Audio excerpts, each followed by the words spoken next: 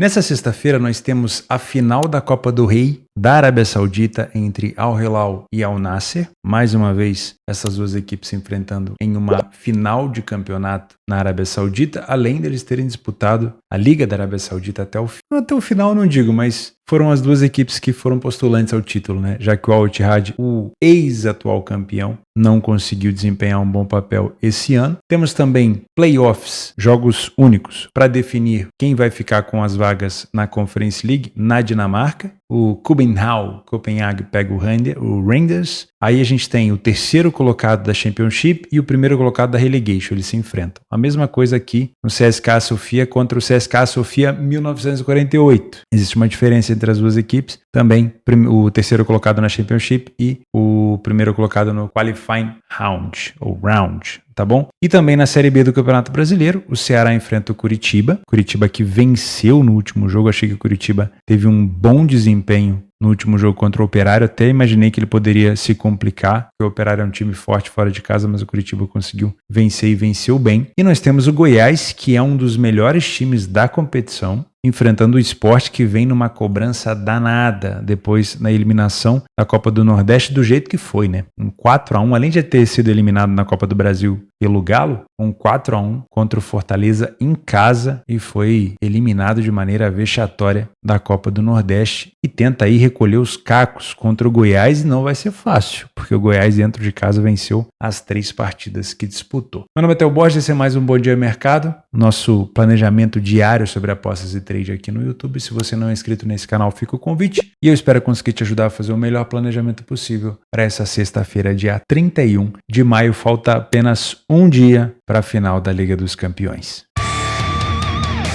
Vamos começar passando pelos jogos de playoffs da Conference. Nós temos o CSKA Sofia que enfrenta o CSKA 1948 na Bulgária. Vou chamar de 1948 para ficar mais fácil, tá? É jogo único por aqui. O Sofia ficou na parte de Championship Round, né? Os times que ficaram da sexta colocação para cima. E o CSKA 1948, que terminou aqui da 7ª até a 10ª colocação, disputou aqui a situação de qualificação para poder disputar essa vaga na Conference League. Então, para o time do CSKA Sofia, a terceira colocação meio que não deixou a equipe disputar o título, mas a disputa principal no Championship Round é o título. Não foi dessa vez, o Ludogorets ganhou mais uma vez, mas pelo menos foi um prêmio de consolação poder disputar esse playoff da Conference. No caso do 1948, o objetivo era estar nesse playoff. Então, um chega com um prêmio de consolação, digamos assim, né? E o outro chega como uma disputa que ele batalhou para estar ali. É óbvio que o nível de enfrentamento é um pouco diferente. Das últimas vezes que eles se enfrentaram, eu estava dando uma olhada, o Sofia, que é o mandante, né, que está como mandante aqui, não perde há algum tempo. A última vitória do 1948 para cima do Sofia foi no dia 22 de maio de 2021. Já completou 3 anos, né? 3 anos. Completou semana passada, 3 anos. Então a gente já tem uma pitada aqui do que provavelmente esperar, tá bom? Rapidamente passando aqui no PDF de apoio, a gente tem a competição da Bulgária no PDF de apoio, a gente consegue perceber que o final da temporada do Sofia, do CSKA Sofia, não foi tão boa assim, né? Poucas vitórias, nos últimos 5 jogos uma vitória apenas, 3 derrotas, mas aí também o nível de enfrentamento, né? Enfrentou somente esses times aqui da Championship Round. O time do 1948 já pegou a galera aqui de baixo, e mesmo assim não foi um desempenho espetacular. Foram vários empates, não teve derrota nos últimos 5, mas foram vários empates e apenas uma vitória. O que dá para destacar aqui é que defensivamente falando são equipes próximas, mas o CSKA Sofia tem um ataque muito mais poderoso. A iniciativa também do mandante é melhor e é uma equipe que falha menos em marcar. O primeiro tempo do CSKA Sofia é melhor, né? Apesar de terem a mesma quantidade de gols sofridos praticamente, o time mandante tem quase o dobro de gols marcados. No segundo tempo a coisa fica um pouquinho mais parelha. O 1948 tem uma bola aérea um pouco melhor, mas aí eu não vou falar tanto de bola aérea porque a gente vai ter uma liquidez muito ruim nesse jogo, né? Comprar bola parada aqui é bem difícil. O time mandante marca mais no final do primeiro tempo, o visitante marca mais no meio do primeiro tempo, no início do segundo. Uma equipe que tem mais o estilo de propor jogo, que é o mandante, o CSKA Sofia, e o 1948 joga de uma maneira um pouco mais reativa. São equipes com pouquíssimos cartões, né? Pelo menos aqui. Então, para mim, como é um jogo único, né? De mata-mata, eu trabalharia uma situação, ou se no ao vivo, com uma pequena liquidez, eu tivesse a possibilidade, trabalharia contra o CSKA 1948 Sofia, mas a minha ideia é pensar num cenário de gols, tá? Como vale a Conference League, no ao vivo dá pra sentir, né? Se você tiver stream pra trabalhar, obviamente não vou também te indicar algo que você nunca viu na vida. Se você tiver stream pra trabalhar, é mais interessante. Você vê uma intensidade maior dessa equipe, por exemplo, do 1948, se ele estiver perdendo, vindo pra cima pode ser interessante, né? Afinal de contas, é uma vaga numa competição europeia. Outro jogo parecido, entre aspas, né, que tem uma importância também mais ou menos nesse sentido, é o Copenhague com o Rangers, né, o Kubenhavn contra o Rangers. Aqui a situação também é do Copenhague, que disputou o título até o final, né, até as últimas 2 rodadas. Ficou com a vaga dos playoffs na Conference como consolação, porque queria mesmo o título. O Midtjylland acabou conquistando o título. Já o Rangers, ele batalhou para tentar essa primeira colocação aqui. Mas, sinceramente, me parece de novo um contexto de favoritismo claro, tá? Bem diferente do CSKA Sofia. Aqui a gente já tem uma odd do Copenhague quase de super favoritismo.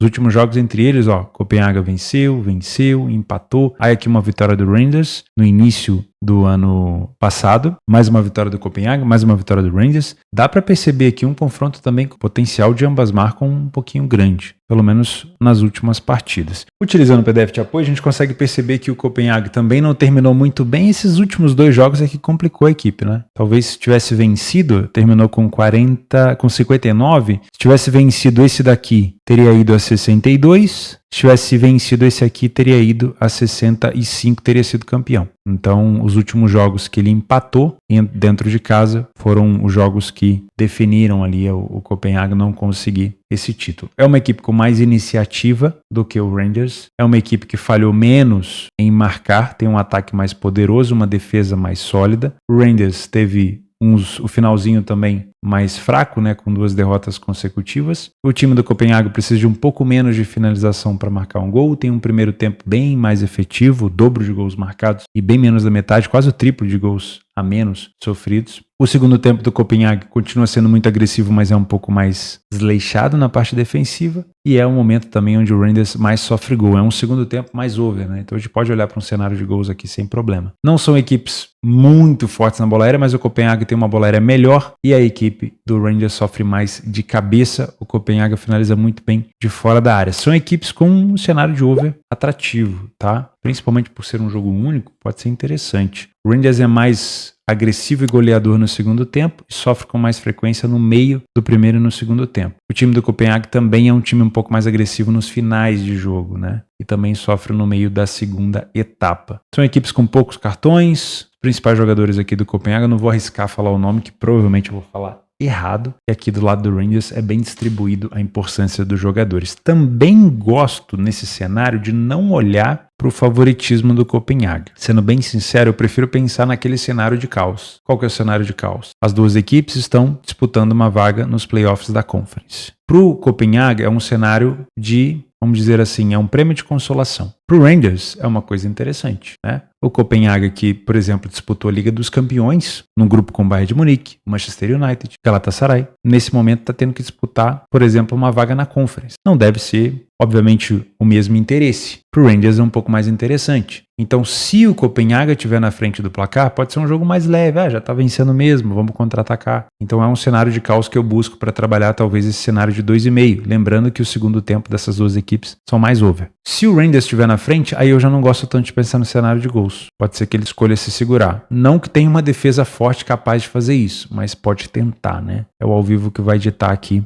a nossa movimentação no mercado. Também quero falar de Al Hilal e Al Nassr, porque também pega um conceito de jogo único, né? Então a gente também pode falar nesse mesmo cenário, talvez até de pensar numa situação de gols. Vamos dar uma olhada como é que foi o desempenho das 2 equipes. Provavelmente esse jogo aqui é num estádio num campo neutro, mas olha como vem bem as 2 equipes, tanto dentro quanto fora de casa, nas competições. O time do Al Hilal esse ano teve uma época que vencia todo mundo, se eu não me engano, quebrou o recorde, né, de vitórias. Deixa eu ver aqui, ó. Al Hilal, recorde de vitórias. O Al Hilal conseguiu 34 vitórias seguidas. Se bobear até mais, né? O Al Hilal recordismo uma vitória seguidas no futebol. Eu acho que teve até mais. Ele ficou 35? Acho que foi continuação, viu? Aqui, ó, o Hilal perde a primeira partida. Aqui, no 17 de abril. Perdeu pro Al Ain. E justamente foi o dia que eles começaram a ser eliminados, né? Então foi 35 jogos de invencibilidade. E não era só uma invencibilidade tipo a do Leverkusen não, tá? O Leverkusen ficou 50 e poucos jogos. Era uma sequência de vitórias, o que é mais absurdo ainda. Então, é um time que vem com um conceito, se você observar nos últimos jogos, marcando no final, o último jogo propriamente do Al Hilal agora, contra a equipe do Al Wehda, foi uma equipe que marcou no final, nos últimos minutos. Então, é uma equipe que busca recuperação. Contra o próprio Al Nassr, no último confronto entre eles, o Al Nassr chegou a estar na frente, o Al Hilal buscou recuperação. Então, é uma equipe que tem esse estigma, né, de vir para cima, de não deixar barato. E, obviamente, já tem a rivalidade, né? Já tinha essa rivalidade, mas agora com o fator Cristiano Ronaldo, o Neymar não pode jogar no Al Hilal ainda por conta de lesão, mas tem essa rivalidade. Então, é um jogo que a gente sente essa possibilidade até do mercado de gols, né? Em Copas, tivemos um confronto recente da Copa da Arábia Saudita, que o Al Hilal levou a melhor. Nos últimos confrontos, um empate, esse que eu falei que o Al Hilal empatou no final, uma vitória do Al Hilal, outra vitória do Al Hilal, mais uma vitória do Al Hilal, aí aqui uma vitória do Al Nassr, né? Esse, se eu não me engano, foi o primeiro título do Cristiano Ronaldo ali na Arábia Saudita. Então, na última final entre eles, o Al Hilal levou a melhor na final da Supercopa, mas no Campeonato da Arábia Saudita, o Al Nassr tinha vencido. Então, tem sim uma rivalidade interessante, né? Por isso que eu penso talvez num cenário para gols, ó. Over 1,5, 2,5, 1,5, 2,5, 2,5, 1,5, 3,5, 3,5, 2,5. Eu acredito num jogo um pouco mais pirotécnico, tá? São duas equipes com muita iniciativa, ataques que beiram 50 gols, uma média de quase 3 gols por jogo. Ainda tem a questão da defesa ruim do Al Nassr, que leva a equipe para quase 4 gols de média por jogo. Equipes que utilizam muito bem a questão de aproveitamento nas finalizações, né? Sem jogadores de muita qualidade. Então eu acredito sim numa situação para trabalhar mercado de gols. Os principais jogadores a gente já conhece. Do lado do Al Hilal, Milinkovic-Savic, o Aldalsari, Rubem Neves, são os principais aqui. A gente também tem que falar do Malcom, que tem jogado muito bem, do Michael, também que sempre participa muito, e do lado do Al Nassr, claro, Cristiano Ronaldo com 35 gols, artilheiro da Arábia Saudita esse ano. Se eu não me engano, o segundo foi o Mitrovic, né? Esqueci de falar do Mitrovic aqui. Tem o Milinkovic-Savic e também o Mitrovic do lado do Al Hilal. Eu venho para trabalhar gols, não venho para trabalhar mercado de resultados, por quê? Nem tem cotação, mas provavelmente o Al Hilal deve ser um pouco mais favorito, mas eu não venho para trabalhar mercado de resultados porque as duas equipes têm um aproveitamento muito alto em finalizações no alvo, então você pode tomar um gol contra a posição a qualquer momento. Tá? Então, para mim, é um jogo para se pensar numa situação de 2,5 e de ambas marcam, principalmente se houver aqui um gol cedo nessa final. Na Série B do Campeonato Brasileiro, às 17 horas, o Ceará enfrenta o Curitiba. O Ceará é uma das poucas equipes que já enfrentou 4 equipes dentro de casa, então a gente já tem um pouquinho mais de estatística, né, para falar do Ceará. E o Curitiba vem de um bom resultado contra o Operário, já ocupa aqui a 7ª colocação, mas fora de casa ainda não conseguiu vencer nenhuma partida. Tem feito jogos under, né? Se a gente pegar os últimos jogos do Curitiba fora, 0-0 com o Novo Horizontino, 1-0 derrota pro Avaí, 1-1 com a Ponte Preta. Então, jogos com poucos gols. O Ceará dentro de casa, jogando dentro de casa, venceu a Chapecoense por 2-1, perdeu para o CRB na Copa do Brasil, a gente vai ignorar isso aqui. Então, venceu a Chapecoense 2-1, venceu o Amazonas 2-1, empatou com o CRB 2-2 e empatou com o Goiás 1-1. Goiás que é um time muito forte. Então, não é uma equipe assim tão under. Já tem uma pegada de sofrer gol praticamente em todos os jogos. Já sofreu do Goiás, do CRB, do Amazonas e da Chapecoense. Então, já tem uma pegada um pouquinho mais over a equipe do Ceará. Utilizando o PDF de apoio, lembrando, são poucos jogos ainda, mas já dá para ter uma noção. O time do Ceará, em metade desses 4 jogos, saiu na frente do placar, ainda não falhou em marcar em nenhum jogo e já sofreu gol em todas as partidas. O time do Curitiba falhou em marcar em quase 70% dos jogos, ou seja, fora de casa não vem tão bem assim ofensivamente, né? Olha que curioso, o time do Curitiba precisa de 15 finalizações no alvo para poder marcar um gol. É claro, a equipe só marcou um gol fora de casa até agora, então ainda é muito cedo para a gente criticar tanto assim o Curitiba. O Ceará é mais forte ofensivamente, tanto no primeiro, principalmente no primeiro, né? No segundo tempo as coisas são bem mais parelhas, ainda tem poucas informações aqui de bola aérea. O Ceará obviamente é um time com mais over goals do que a equipe do Curitiba. Para você que vem para trabalhar correção de preço, depende muito do comportamento. Se a gente tiver um Curitiba que acabou de vencer agora o Operário um pouco mais agressivo, um pouco mais confiante, não me parece um jogo interessante para correção de preço. Eu gosto muito, né? Principalmente quando eu trabalhava no início a Série B, foi uma das minhas primeiras competições que eu aprendi a trabalhar o Match Odds. Gostava muito de trabalhar o mercado de correção de preço aí, mercado de resultado final. Mas é um jogo parelho, então a gente pode ter troca de superioridade intervalada, mas também pode ser uma troca de superioridade mais rápida, né? Então, tomar um pouco de cuidado. Mas se o Curitiba vier com outro pensamento, sem ser esse agressivo, um pensamento um pouco mais contido, a gente já viu que os jogos do Curitiba fora de casa são mais under, aí quem sabe um Leia, pior equipe em campo no Curitiba, durante uma boa pressão do Ceará, pode ser interessante. Não te indicaria um jogo para tantos gols, porque o Curitiba na balança puxa esse jogo para baixo, né? Agora, se estiver perdendo e o Ceará tiver contra-ataque, pode ser um jogo para pelo menos um over 1,5. Com uma cotação mais alta, pode ser sim interessante. O Goiás enfrenta dentro de casa o Sport, e a situação do Sport já é um pouco mais complexa. Apesar de estar bem na Série B, tem um jogo a menos aqui, dependendo da situação, pode terminar essa rodada na vice-liderança, quem sabe até na liderança do campeonato. O Sport vem um pouco mais cobrado por conta dessa eliminação vexatória para o Fortaleza por 4-1, né? Então é uma forma do Sport dar uma resposta. Os últimos jogos do Sport fora de casa, perdeu para o Ituano por 1-0, venceu o Curitiba por 1-0 e venceu o Amazonas por 3-2. Já é uma equipe que teve um jogo um pouco mais over, mas se você pensar nos outros dois jogos, 1-0 e 1-0, uma equipe mediana assim em relação a gols. Do lado do Goiás, dentro de casa, se eu não me engano, venceu todos os jogos, exatamente, 3 jogos, 3 vitórias, marcou 9 gols, não tomou nenhum, venceu 4-0 o Botafogo de Ribeirão, 2-0 o Ituano e 3-0 a Ponte Preta. Então, realmente um time que tem uma potência muito grande em casa. Olha só, 3 jogos, 100%. Aqui, como são só 3 jogos, a gente vai ver muitos 100%, né? Então, tomar um pouco de cuidado. Mas olha só, o Sport fora de casa, em 2 das 3 partidas que ele jogou, ele saiu na frente. Então, a gente tem um jogo aqui de 2 equipes com iniciativa, hein? Principalmente se o Sport quiser tentar dar uma resposta depois do que aconteceu. Também não duvido do Goiás poder tomar o seu primeiro gol por aqui, numa situação de over 1,5 gols. E para você que trabalha no trade, um jogo bom para trabalhar correções, tá? Vamos emendar já os nossos jogos extras. Não tem nenhum jogo para favorito hoje, que eu ficaria de olho. O Al Hilal eu olharia para over goals. Os outros jogos também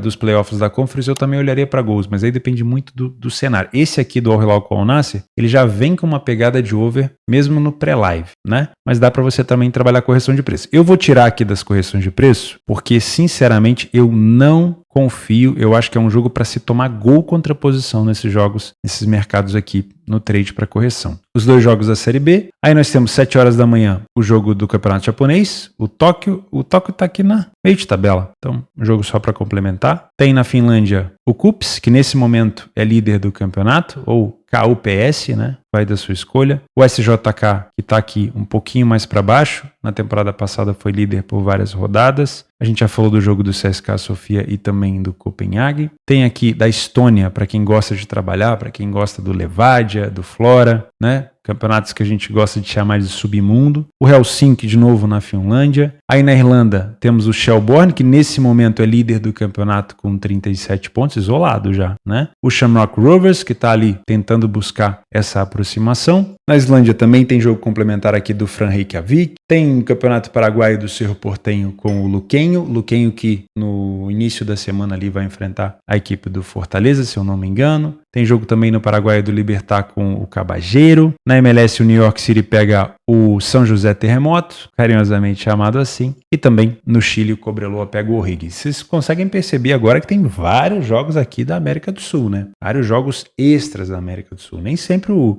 time mais conhecido, Universidade de Chile, Universidade Católica, Colo-Colo, nem sempre é esse time que vai jogar no dia que a gente está fazendo planejamento. Mas é uma opção para principalmente quem tem um horário difícil de encaixar as coisas, né? Ah, tem um jogo muito bom aqui na parte da tarde. Poxa, mas eu trabalho, eu tenho carteira assinada, eu só vou poder fazer à noite. O que sobra à noite? Pô, às 7 horas eu não consigo fazer esse jogo aqui do Ceará com o Curitiba, porque eu ainda tô chegando em casa, tô jantando, mas esse jogo das 21h30 pode ser interessante. Então, é essa a opção, né? Infelizmente não tem muito que a gente possa fazer, ainda mais agora nessa intertemporada, né? Daqui a pouco começa a Eurocopa, né? Nesse momento que você tá vendo esse vídeo, na noite do dia 30 ou na manhã do dia 31, faltam aí 1 dia e meio ou meio-dia para a final da Liga dos Campeões. E também falta pouco para o início da Euro, né? A Euro começa dia 14, se não me falha a memória. Então, daqui a pouquinho, a gente já vai ter jogos grandes com muita liquidez. Vamos com calma. Grande abraço, a gente se vê amanhã.